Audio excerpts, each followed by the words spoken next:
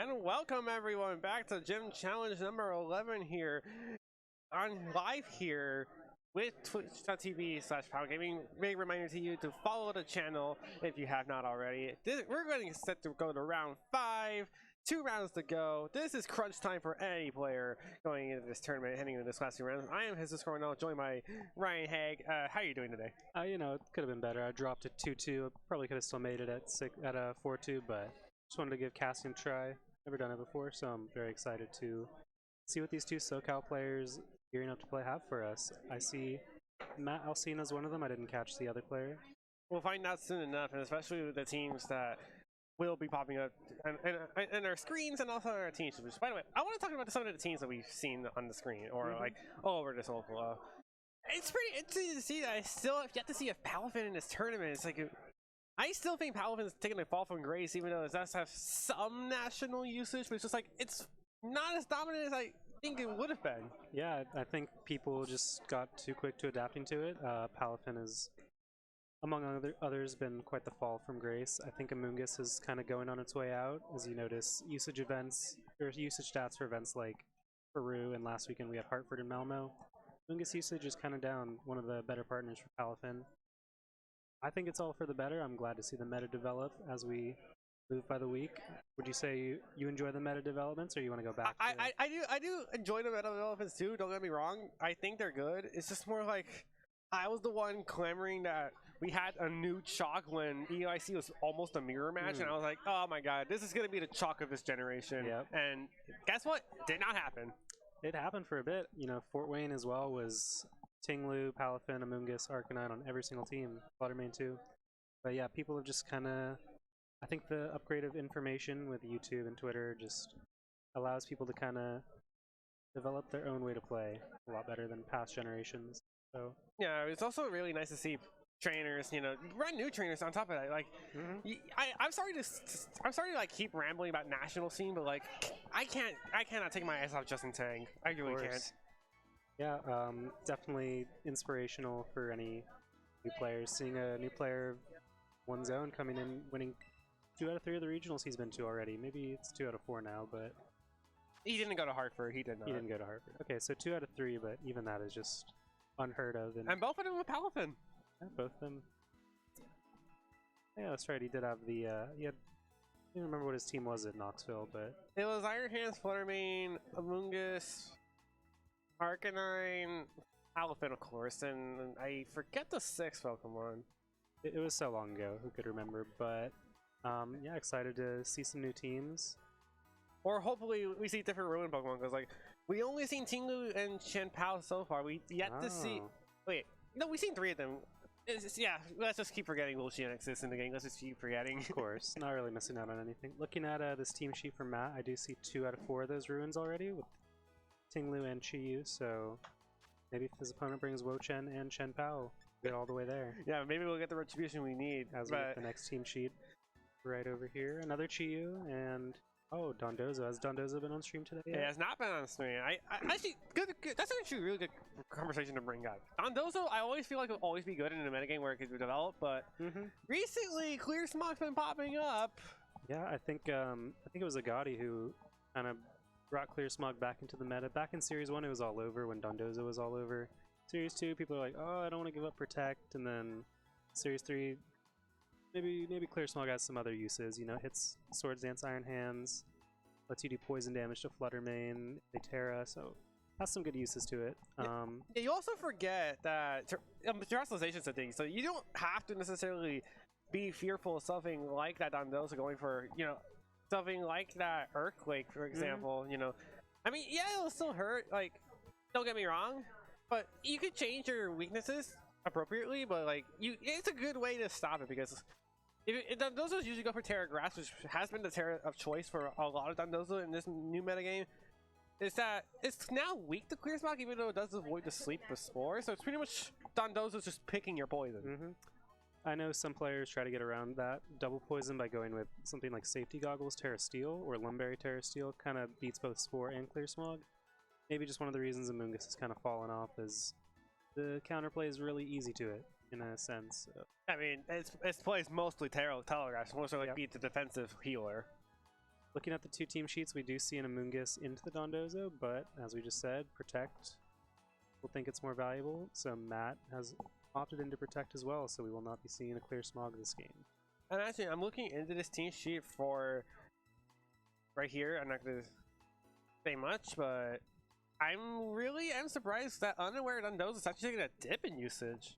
Yeah, I think people were mostly running it for Dondozo mirrors, and now that Dondozo stock is so low, Gyarados Arcanine stock is so high, you get a little bit more value out of Oblivious in your, let's say, 9-round regional run.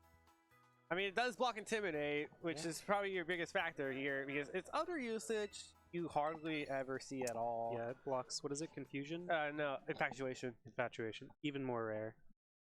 Hey, let's be real, who runs Attract? I think anyone runs Attract. Maybe Cute Charm has an ability on accident. You know, you bring a Togekiss in an older gen, but... Or Sylveon right now. Sylveon, yeah, if you forget to put Pixelate on, yeah, it's possible.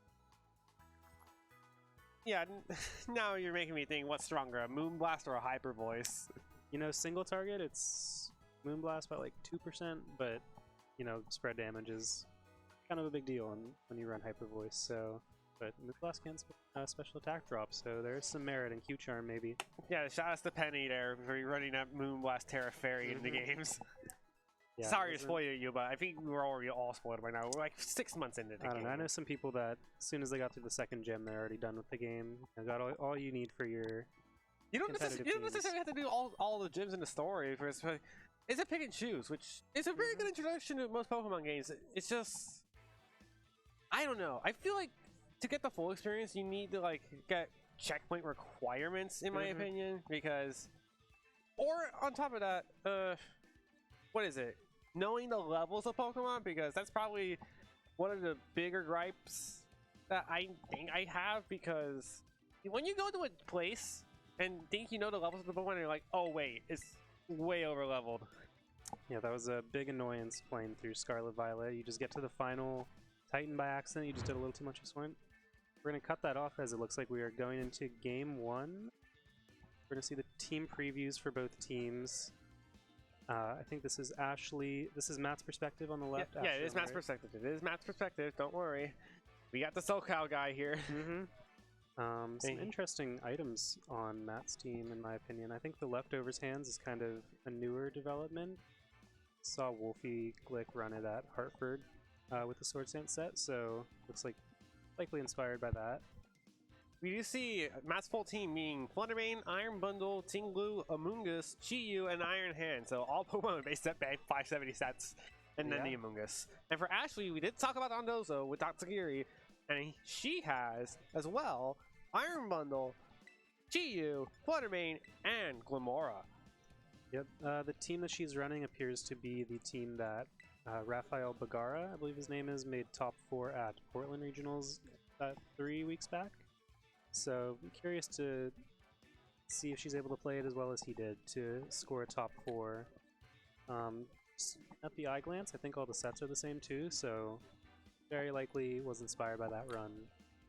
And I'm also noticing the mental herb on the Amoonguss. I think that's another meta adaptation, as Taunt has become a lot popular in other series. Yeah, Taunt Murkrow. And Gyarados. And Gyarados, for sure. I think people, as Dondozo stock gets lower, Haze stock on Murkrow gets a little lower, so you feel a little more comfortable slotting in Taunt. But here we go. We're going to get started with round number 5 here of Gym Challenge 11. We're going to get started here as Ashley sends out Glimmora Dondozo to start. Nothing special there. We see Amoonguss with Iron Hands from Matt. And that is how we start turn 0. So right off the bat, I think Ashley is already kind of pressured to think about one of her terrestrializations due to having Grass on both, wanting to immune one of the spores maybe. Iron Hands also might be feeling a little bit of pressure just from the risk of Earthquake and Earth Power, so a lot of mind games on this turn 1, whether or not to Terra or who to Terra at that. Okay. I mean, this Glimmora is not in a bad spot either, because even if it does not opt to terrestrialize, you know, it's threatening Toxic Spikes if it gets hit with a physical attack, which thankfully Iron Hands will do. And it's more so, what does Ashley do here? Do you commit to the Tatsugiri play, or do you commit to just keeping the board stay as it is? And we are probably going to see the Tatsugiri come in as Glimmora swaps out, and it is going to be Tatsugiri the Great. Alright, so that's going to activate the Commander boost for Dondozo, get the +2, +2, +2, +2. I'm told Rafa out of Palafin Arcanine, so I must be mixing it up with someone else who made top 4 at Portland with the same 6. But as we wait for those boosts to go out, we have a little time to vamp anyway. And we do see Terrestrialization come out, and this is from Ashley. This is going to be Dondozo to grass. Yeah, so really afraid of catching a Spore. Ashley is going to Terragrass the Dondozo. The fact that Matt's Amoonguss doesn't have Clear Smog means these boosts are here to stay for a while. No Intimidate would work because of Oblivious and no Clear Smog. So we're going to see an Earthquake right into the Iron Hands. That's probably going to do a lot. A little over half. There's the Sword Stance coming out from Iron Hands, so now it's going to get an attack buff. And thankfully, because this Dondozo is not unaware, this boost will even out the defense boost it got. And there it was, the Spore, and it was into the Dondozo. So that was a really good call by Ashley. Knowing that without the Clear Smog, there really is no fear of Terra. Maybe a back Chi-Yu or something, or Bundle could do a little more damage to the Grass Dondozo, but really good turn one for Ashley. Really good turn one for Ashley. While Matt will get the Sword Stance off. Oh, you know, we do see the Fire Punch. I totally missed that because it's a very uncommon set. So maybe if it can take a hit here, a Terra boosted Fire Punch would do a lot to this Dondozo since no unaware. It is even. It's probably going to be a lot of damage. Also, you do not have to underestimate Pollen Puff on Amoonguss. It's going to do damage. It'll do some damage. It is super effective, but Amoonguss usually not opting into any special attack investments, so I'm not so sure. Whoa. We'll see a double protect. Well, I guess technically a detect, but another Earthquake comes out. Does get one turn back of leftovers, so that might be the difference in this roll, whether or not it knocks out the Iron Hands. So it heads up by Matt. We'll probably see another Earthquake, so curious to see if that leftovers made the difference. It's interesting to see indeed, but also, I mean, never mind. I can't say it actually. Nothing's done change there. Yeah, we do see Pollen Puff. We're actually gonna go onto the side instead of going for the Dondozo, which is interesting. That, you know, maybe you could take an Earthquake, get some healing back with Pollen Puff and the leftovers, maybe get back on track. But at the same time, but we do see another Earthquake come out from this Dondozo. It's all it's been doing. A will with Tatsugiri gets inside the mouth. Oh, it lives at 9 and the HP. leftovers do make the difference. The leftovers did exactly 15, so Iron Hands living with 9 is perfect double protect by Matt the turn prior. And see a lot of health back here with the Pollen Puff Drain Punch combo. Yeah, we're going to see a good amount of health back. Probably will be able to survive another Earthquake on that range, and most definitely it will, barring a critical hit. And we do see leftovers on Ashley's Dondozo. Yeah, so it does look like Ashley's making some progress overall. While Iron Hands isn't too close to going down, the Amoonguss is losing health rapidly. Not opting for that Citrus Berry, which Amoonguss usually opts for.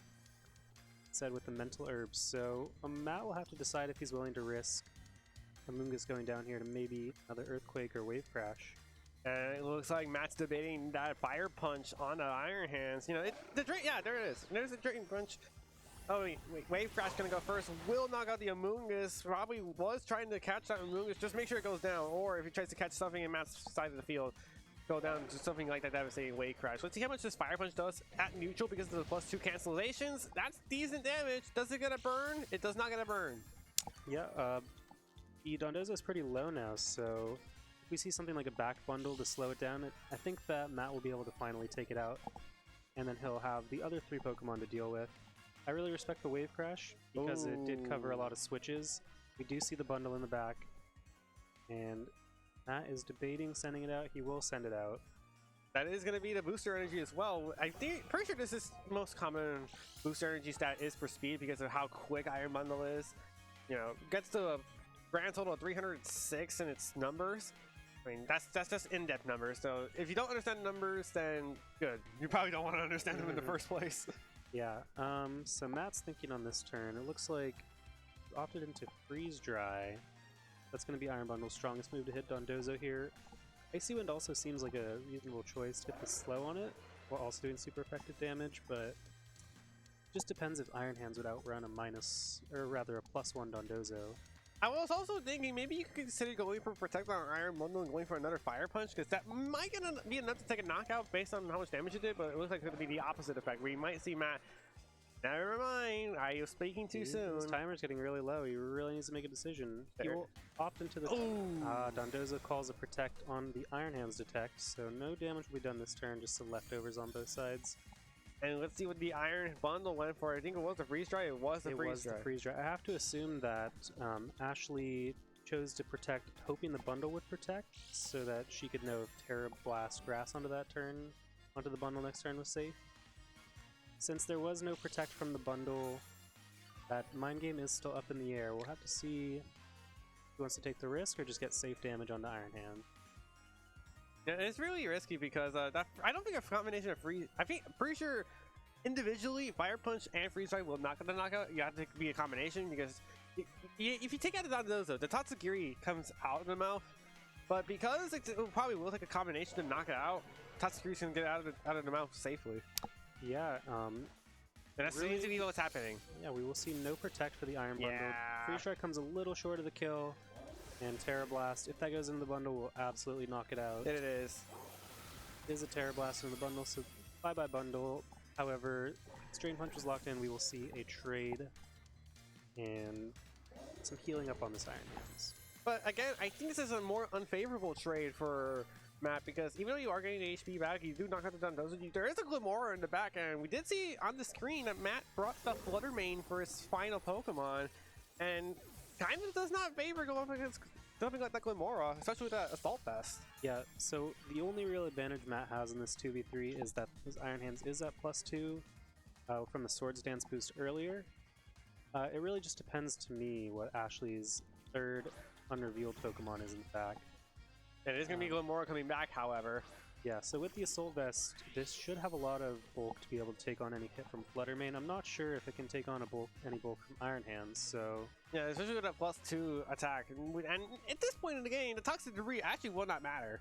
Well, the Choice Scarf does make it faster than the Flutter Mane, so even if... On the Tatsugiri, right? Yes. Yeah, there's a Choice Scarf on the Tatsugiri. Let's just want to make that clear before we confuse anyone here watching at home. So it looks like Matt is going to opt into Dazzling Gleam. That should usually be enough to knock out Tatsugiri should it stay in. Barring a Muddy Water accuracy drop, maybe? Tatsugiri is known for stealing games that way. Yeah, Iron Hands does threaten a one-hit knockout on the Glimora. Thankfully, Toxic Spikes will not be a factor anymore in this game because Matt cannot switch. It is going to be faster. There is the Icy Wind. But there is a critical hit on the Flutter Mane. We'll get a speed drop on both Pokemon. Does Glimora outspeed the Flutter Mane after this? Guess we're about to find out. It is not. Flutter Mane is still faster than Glimora, so that is bye-bye Tatsugiri. But now, depending on what Ashley has in her bag, that speed drop could come in handy. But let's see. It was the Drain Punch that came out. Is Sludge Bomb coming first into the Flutter Mane? Good damage coming in. No poison. There's the Drain Punch. Not enough for a knockout. Manages to hang on, so that is a huge survive because thanks to the Icy Wind, any Pokemon in the back from Ashley will be faster than the Flutter Mane because it's either Chi-Yu, Iron Bundle, or Flutter Mane of her own. I don't think it is Iron Bundle. Oh, it is Iron Bundle. And suddenly it is Iron Bundle. That's probably the weakest of the three you could have in this situation. In terms of taking Iron Hands out. Yeah, the Iron Hands is not the issue here for Matt. And keep in mind, I think Matt's yet to Terrasilize here, so... Yeah, well, he does have option... I actually don't think the Terrasalization is safe at all because the Iron Bundle has Hydro Pump. Yeah, Hydro Pump and Power Gem Earth Power from the Glimora, so I think Terra Fire would just be bad overall. And there's a Freeze Dry going into the Flutter Mane. It is not for a knockout. So Glimora, I think the best way to get something going is to get a Sludge Bomb poison. No, instead goes with Earth Power. Spadef Drop would also probably get there with Bundle. We'll see no Spadef Drop though. Okay, there is Drain Punch going into Glimora. Matt's in the driver's seat unless RNG goes against him. Yeah, really the only thing that Ashley has to potentially save her might be a Freeze Dry Freeze. Hydro Pump versus the bulky Iron Hands should never be enough to get there. Keep in mind that this is not Assault Vest, so it is a little bit more prone, but that Leftovers... Oh, wait, you just go Leftovers Protect and get more HP back. I think Iron Hands is pretty safe even from a crit at this point. No Encore to punish a Protect here either for the Iron Bundle, so... Really, Ashley is forced to get a Freeze and... will opt into Hydro Pump, so we'll see if she does that again. Yeah, maybe Hydro Pump is your overall best option because I think you need straight damage. I'm not even sure if you live a +2 Drain Punch at all at full HP. Yeah, Iron Bundle does have pretty decently high defense, but that low HP stat will make it does connect Hydro Pump. Hydro Pump lands and does not get there. Iron Bundle will get one hit knockdown, and Matt wins game 1. Yeah, Iron Hands really just sat there and knocked out all 4 Mons with a +2 Drain Punch. That was pretty crazy to watch. I guess he didn't knock out the Tatsugiri, that was Dazzling Gleam, but I do have to question the choice to bring Iron Bundle as the last Mon there for Ashley. really having either one of the Chi-Yu or the Fluttermane would have put her in a much, much better position to manage the Iron Hands once Dondozo fainted. Yeah, and then also, I mean, yeah, the Mungus probably did force a terrestrialization from the Dondozo, but if it wasn't for that terrestrialization at all in the first place, it probably could have been favorable for that Dondozo to just stay as a water type because his Iron Hands did not even threaten the super effective damage. Yeah, the fact that it's running Fire Punch rather than Thunder Punch or Wild Charge does mean the electric and the water matchup does not really apply here. Or, yeah, that doesn't really apply right now. So we're looking into both teams again. I do think Ashley can go the same for. I just don't know if Iron Bundle is the way to go because Iron Bundle, while it does threaten Chi-Yu, it does threaten half of Matt's team, but what happens if you face the other half? Yeah, or it almost just has a problem with managing to break through all these bulky Pokemon. Tinglu, Iron Hands, and Amoonguss are kind of known for being 3 of the bulkiest Pokemon in the format. And potentially 2 of them are about to be locked in here, so we will see if he makes his decision up. If oh, Tinglu's really on the fence here. Yeah, because Tinglu doesn't really do a whole lot. You know, it hits the Glamour for super effective and it slows the Chi-Yu, but against everything else, you're likely gonna have to pray for a Fissure to connect or a Stone Edge. You know, oh my god, I just realized Stone Edge. Matt's running risky. Yeah, a lot of accuracy being trusted on this Tinglu. And because it is Terra Poison rather than Water, it does not seem to have too good of a matchup into Dondozo, so you won't have too many turns to fish for a Fissure to begin with, whereas maybe Terra Water or even Terra Grass, you would have a number of turns instead. Yeah. 10 seconds left on the clock for Ashley to lock in her team. I expect mostly the same 4 Pokemon, maybe the same lead from both sides, but I think we saw a lead switch from Matt. So as we get into it here, I once again am hoping to see another Glamora lead because I think maybe getting those Toxic Spikes up could really make the difference in taking out Fluttermane, Iron Hands, and Bundle back. And it will be the same lead for Ashley, and Matt's going to lead Iron Bundle and Chi-Yu, so now Chi-Yu's ability beats the Ruin, going to lower the special defense of all surrounding Pokemon by 25% multiplier, so it will be weak, a lot stronger to use special attacks. The booster energy speed multiplier going to affect Iron Bundle speed to go a lot faster than normal. This is a devastating combo right now. Yeah, Matt really is going to have to make the right call whether to attack into the Glamora, which is super threatening to both Iron Bundle and Chi-Yu, or into the Dondozo if Tatsugiri is to switch in. Kind of a mind game here whether Protect comes out this turn or not, so... Terra Grass is pretty much almost off the table because it is Chi-Yu, so I think you're free to hide him out of the Glamora slot if I'll be honest. Yeah, it's not a bad idea. You could also opt to Terra Grass the Chi-Yu if you're Matt, because Dondozo is actually surprisingly walled by Chi-Yu thanks to Gen 9's new mechanic, Terrestrialization. I mean, that is true. Let's see what happens here. No Terrestrialization comes out, so... Oh, okay, so good thing that did not happen because that probably would have been disastrous for Ashley if she did that. No Moon was in play. You see double protect from Matt, so not going to take any damage. Dondozo tried to protect, calling out something from Matt. What? I mean, the Glamour was a Solva, so we're going to see what it tried to do here. He tried to Power Gem. Where did it go? It went to the Iron Bundle. Yeah, so that would easily knock out Iron Bundle, especially thanks to the Beads of Ruin ability with Chi-Yu next to it. Once again, Matt is kind of in the same altercation, though, where he doesn't know if Tatsugiri is going to come in this turn or not. I do think that since the Dondozo can't protect, maybe it's a little more likely Tatsugiri comes in than usual. We'll have to see, because this Glamora just threatens so much damage on the field if it can dodge Hydro Pump pretty much. Yeah, but you know, you gotta look at all your various options. You know, you can also just go to Terra Grass to avoid something like that Earth Power or that Power Gem being super effective. Iron Bundle can also Terra Water, which is not a common type to see. You usually see Ice or Ghost. And you know, Matt really just considering his options here. He locks in his moves. Glamora switches out. Is this going to be the Tatsugiri once again? And it is. Okay, so we're going to see another Commander boost go into that Dondozo. We're going to see a very beefy and strong Dondozo coming in right now. The question now, did Ashley go for the Terra Grass? If she did, that's probably going to backfire. Yeah, it would allow her to take the kill on, take out the knockout onto Iron Bundle thanks to the super effective Grasp. But no Terrestrialization. We do see a Freeze Dry. There's decent amount of damage to Dondozo. Goes for the Earthquake. This probably will knock out the Chi-Yu unless it's Focus Sash, and we did find out it is Focus Sash. Yeah, no Terra Grass on that Chi-Yu means it is going to take a ton of damage from the Earthquake. And it's also going to be revealed to be slower than the Dondozo, so Heatwave does hit into it. Ooh, that does actually just have HP, which is really good to know. No burn, however. Yeah. So I think that Dondozo is pretty much forced to protect to get back a bit more HP, so it has the best chance of survival, but now Dark Pulse is on the table. Judging by the freeze dry damage from last turn, there seems very likely it'll take another hit. We're going to see Icy Wind and Grass Terra Blast locked in immediately from Matt. He didn't even hesitate on that. I don't think actually hesitated either. I think this is to protect, so this probably did bait out the terrestrialization from the Chi-Yu, which I'm a little surprised that Matt chose to do that, because I was thinking Dark Pulse probably would have done the same thing, but then again, +2 defense, +2 special defense on the Dondozo, even with the Beats of Ruin, still probably makes it bulky. Yeah, it is quite bulky, so getting some leftovers back, Dondozo will get for Ashley. She also now, if you are feeling really risky, could elect to Paragrass the Dondozo just to be able to knock out both of these Pokemon for Matt. That comes with a lot of risks though, because if Matt calls that with a Freeze Dry Heat Wave, or an Icy Wind Heat Wave rather, Ashley might be in trouble playing this endgame out without Terrestrialization. Yeah, and we did see Matt go for the Icy Wind, so he's hoping to get the knockout with the Chi-Yu, which once again plays into the mind games. Because at +2, Dondozo is outspeeding Chi-Yu, so it's like, do you want the Chi-Yu to take the knockout, or do you hope for a freeze? Yeah, I think it really is just going to come down to if Ashley thinks she can win the game without Dondozo, taking out these knockouts here, or if she thinks getting the knockouts is the end-all be-all to win the game.